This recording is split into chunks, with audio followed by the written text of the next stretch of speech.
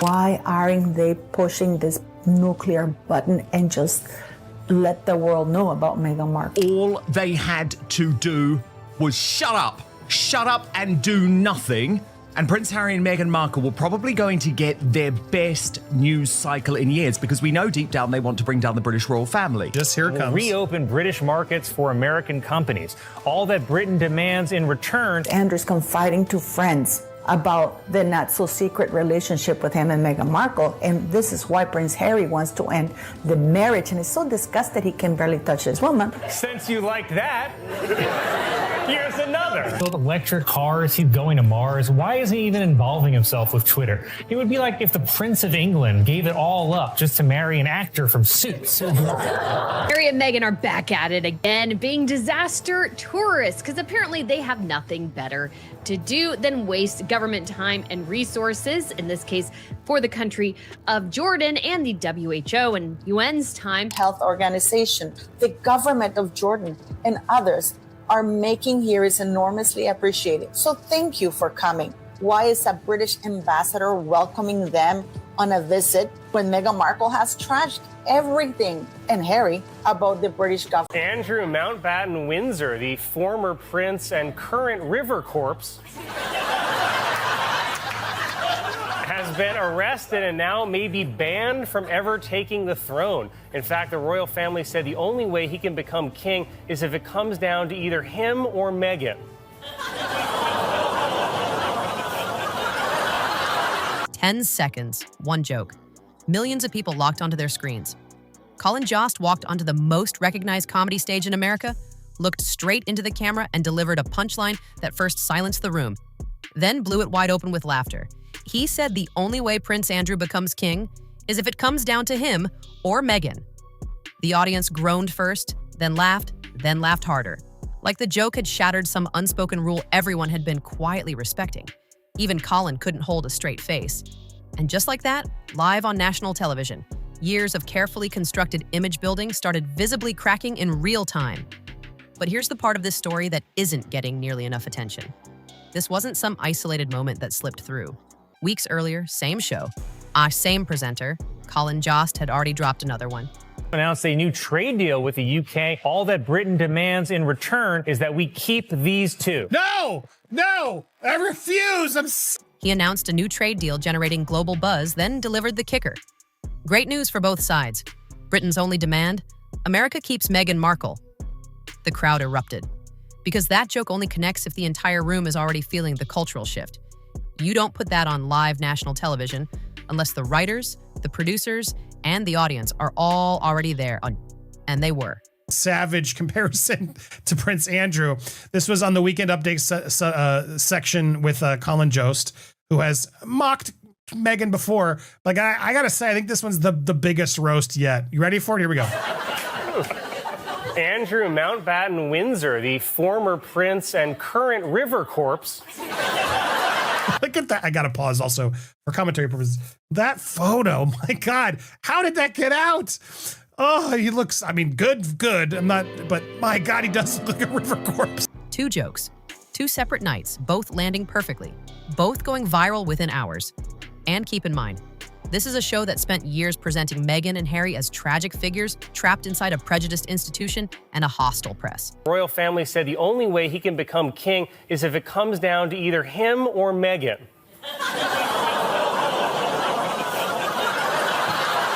Oh my God, there's so many things to unpack in that joke. First of all, the groans are brutal. Down to either him or Meghan. It's like they don't want to laugh, but they do, because then listen, they laugh. They're not that bad, sorry, but they know that was brutal. That's because again, it's like the only way he'll be king royal is if it's him or Meghan. They still would say no to Meghan. Now, Meghan was being written into not one, but two savage punchlines on that exact same platform. This was not accidental, and the team behind that show reads the room with precision. And what they were saying loud and clear to millions of viewers was that Meghan Markle has officially become the punchline. And once that show puts you in that position, no PR operation on earth pulls you back out. So the real question is, why now? Why has the tide turned this completely and this fast? Because the walls aren't just closing in. They are coming down from every direction simultaneously. Let's go through every single brick that's falling. Start with that joke. Prince Andrew, the man whose television interview became one of the most catastrophic public appearances in modern British history. The man who faced every possible form of public fallout, lost his royal duties, lost his titles, and was effectively removed from public life entirely. And that's the man SNL told millions of viewers the royal family would prefer on the throne over Meghan. SNL skit, though, is just this weekend update is hysterical because it's so true. And this is what works about comedy is when it's true. And we all know that, yes, people would maybe prefer in some ways Andrew over Meghan Markle when it comes to the throne. And if Hollywood is even making jabs at her, you know she's offended a lot of people. We know she hasn't done good work in the entertainment industry. And people are taking notice. People are noticing, hey, that, yeah, Meghan Markle may have this title, but nobody really likes her. Nobody buys her stuff. And so we have this situation here where it's just so rife and so perfect. Not as any kind of endorsement of Andrew, but as a precise measurement of exactly how far Meghan has fallen in public perception. The audience understood it immediately. That initial groan before the eruption of laughter, that's the sound of collective recognition. A room full of people simultaneously thinking, that's exactly right, and finding the whole thing equal parts hilarious and deeply uncomfortable. But the Andrew connection runs far deeper than surface-level royal drama, and mainstream media has shown almost no interest in examining what the real history between them actually is. Before the Duchess title, before the Netflix deals, before the humanitarian speeches and the Archewell Foundation. There was Rachel, Meghan Markle, the actress, the lifestyle blogger, the social connector who somehow moved in circles that operated well above her level of public fame at the time. There's always a serious side to the SNL comedy. I don't usually agree with it because it's very left-wing. But effectively what they're saying here is that, yep, we agree, Meghan Markle, less popular than Andrew Mountbatten Windsor. Right now, the internet is digging hard into that earlier version of Meghan, the one her team has worked for years to keep buried. And what people are surfacing is raising serious questions. Claims are circulating that Meghan allegedly spent time aboard yachts owned by some of the wealthiest and most influential people on Earth. Not simply as a guest, but in what certain industry insiders quietly refer to as a paid companion arrangement. Has it been proven on record? No. Are people claiming firsthand knowledge and speaking about it publicly? Was planned from the beginning. She denied being interested in the royal family, which she totally was. I know someone who knows the ex-husband who said she had a vision board with Prince Harry on. Montecito, they are billionaires, they're superstars, and they don't like publicity. They live in Montecito to avoid photographers, and they believe that Harry and Meghan, with their pretty obvious courting pursuit of publicity, are spoiling the privacy of Montecito. Absolutely. And here's the detail that makes it impossible to simply dismiss. Legal documents connected to high-profile cases have suggested that Meghan may have had direct personal familiarity with some of the circles and private gatherings tied to those events. Why would someone whose entire public brand is built around humanitarian values have moved inside such secretive, exclusive worlds? That question has never received a direct answer. Then there's her old lifestyle blog, The Tig, full of dreamy, aspirational posts about mysterious invitations from powerful people, gatherings she described in language that made them feel untouchable and glamorous. At the time, readers found it inspirational and charming. No, I mean, she used to be on Deal or No Deal. Look, she was on Deal or No Deal. Yeah, that's right. Listen, I brought Meghan Markle, whatever her name is, to my Deal or No Deal celebrity golf tournament. She was one of my Deal or No Deal girls that were, she was a caddy for all of my... Now, those same posts are being read through a completely different lens. And what people are seeing looks very different from what they saw before. She even kept a vision board that reportedly included Prince Harry on it before they ever crossed paths. Someone close to her first marriage confirmed it. This was not someone who stumbled accidentally into the royal family. This was someone who aimed for it and worked methodically toward it. Every connection deliberate, every invitation pursued with purpose, every handshake with someone who could open the next door was a calculated move in a game being played with precision. And now, every single one of those moves is sitting under a microscope. Virginia Roberts wanted to call Meghan Markle as a witness, and she said it was exactly because Meghan Markle was a close past associate of Prince Andrew and would have seen or participated or been around whatever he was doing. Why isn't the press calling this out? Her response to all of this swirling publicly? Complete silence. No statement, no denial, no legal filing. No empowerment post about speaking truth to power. Nothing. And consider what that silence means coming from this particular person, someone who once took a British newspaper to court over a private personal letter. Legal action has always been a core tool in her response strategy. She has never once hesitated to fight back hard when her brand came under threat. But right now, complete quiet. And that quiet is not reading as grace or dignity. It's reading as a team, working behind closed doors, trying to figure out which fire demands attention first. When a story is false, you shut it down fast and loudly. You don't go quiet. And yet that silence has itself become the loudest part of the story. Andrew's confiding to friends about the not-so-secret relationship with him and Meghan Markle, and this is why Prince Harry wants to end the marriage, and is so disgusted he can barely touch his woman. Since you like that, here's another. Now, here's where things get even more explosive. Old photographs exist. Photographs of a young Meghan Markle with Prince Andrew, before Harry, before the royal connection. Back when Meghan was still building her acting career and working her way into elite circles, one powerful contact at a time. The pieces assembling themselves around her early life are starting to form a pattern that has people across the internet talking nonstop. Every connection, every event, every carefully managed relationship suddenly reads differently when placed next to everything else now in circulation. They're very unlikable, and the reason is because they're so fake and disingenuous and aren't honest. Why were they in the Middle East doing this trip to Jordan? Now, again, we've touched upon it. I've said it over and over again, but I think it's important as even now Page Six is coming out with more proof. They've shuttered the foundation, pretty much. Their whole charity organization is pretty much over. This latest quasi-royal trip is being questioned after Page Six revealed that the couple has essentially shuttered their Archewell Foundation and let go nearly of all their staffers. Meghan has never directly addressed knowing Andrew personally, Brielle. But those photographs exist, and people close to Andrew have hinted that he's been following every recent development with what can only be described as deep personal satisfaction. Think about that carefully. The man who lost everything, stripped of every public role, every official title, living in a form of quiet exile, is reportedly one of the most entertained figures in Britain right now. Because he knows something the rest of the world hasn't been told yet.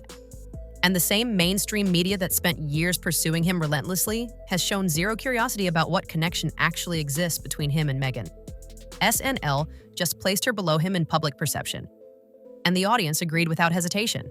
She's part of many scandals, yet the palace is interceding on her behalf. So are we under any doubt that this is any different? Because why are they getting that? Harry and Meghan Markle would not be able to spot kindness or charity, even if it's slapped. While the internet was pulling at every thread of Meghan's past, she and Harry were photographed in Jordan on what was framed as a humanitarian mission, a World Health Organization visit. Perfectly curated images, carefully angled for maximum public impact. But those photographs are covering something that no camera can fix. The Archewell Foundation is effectively finished, staff gone, to charitable programs dismantled. The operational infrastructure dissolved. Real measurable impact minimal. What they have left is a camera and the ability to physically show up somewhere and make sure the lighting is right.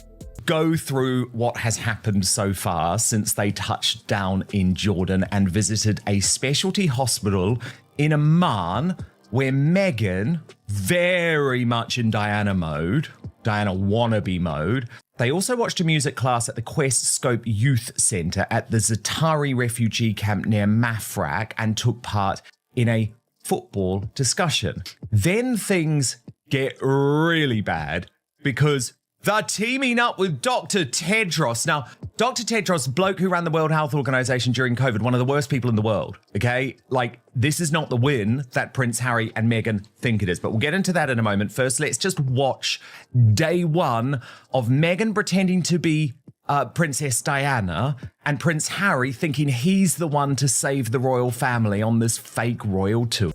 One photograph from that Jordan trip captures the entire situation perfectly. A senior Jordanian princess, actual royalty with actual authority, was addressing the room, and Meghan wasn't listening. She was tracking the camera, adjusting her position, making certain her angle was exactly right while genuine royalty spoke directly beside her. Then there's a detail that no PR team can reframe. During that same trip, Meghan posed alongside a young burn survivor, after carefully positioning herself in a way that deliberately echoed the iconic imagery long associated with Princess Diana, a woman Meghan has studied with what sources describe as forensic obsession. Meanwhile, her own father has suffered serious health complications, multiple strokes, a leg amputation. Why is the press and the palace refusing to look or comment or report on Meghan Markle's links to the same individual? And most importantly, her relationship, her close personal relationship with Prince Andrew. And has publicly asked for nothing more than a simple phone call from his daughter. She flew to the Middle East to pose beside strangers for cameras while her own father sits alone without so much as a direct message. No spin exists that covers that. No PR statement fills that gap. Because this isn't a media controversy, it's a human story. And audiences feel the difference in their gut. And then there's Harry, standing at the center of all of this, looking increasingly like a man who is only now beginning to grasp the full weight of every decision he made. He walked away from his family, his country, his military career, and the institution that had given his life structure and purpose. She always knows where the camera is, doesn't she? Everybody's listening to this lady, Prince Harry, everybody. Meghan's eyes directly to the camera. And, but that smile, there's nothing to smile about. It is incredibly creepy. When you're doing charity, do you often position yourself to be right near holding hands with and make sure your face is presented to camera, and also having a camera person there to take these shots? It's all so orchestrated and manipulative. Every person close to him had warned him about exactly where this road was heading. His brother William raised concerns before the wedding. Meghan's own brother made a public plea for him to reconsider. Friends who had known Harry his entire life were quietly removed from his circle one by one, until nobody remained who was willing to tell him the things he didn't want to hear. This isn't simply a love story gone complicated, it's a recognizable pattern. Deliberate isolation, managed influence, and a gradual removal of every voice that might have offered perspective. For people who have watched this unfold over years, what they feel toward Harry isn't purely frustration. There's genuine grief in it. He was warned clearly and repeatedly. He dismissed every warning, and he appears to be the only one who didn't see what was coming. Which brings the conversation to the question King Charles has been avoiding for far too long: the titles. You feel like royalty because Harry and Meghan have to constantly keep feeling like they're royalty because they're grifters. They're faking it. There was nothing royal about this tour. You can stay in the same suite as William and Catherine, but it doesn't make the visit royal. Duke and Duchess of Sussex, still attached, still functioning, still providing the entire operation with legitimacy, platform, and commercial weight. Remove those titles and the structure collapses almost immediately. Deals disappear. Diplomatic trips can no longer be staged with the same access. The humanitarian brand loses the royal foundation it has been standing on entirely. The argument for removing those titles has never been more supported by evidence.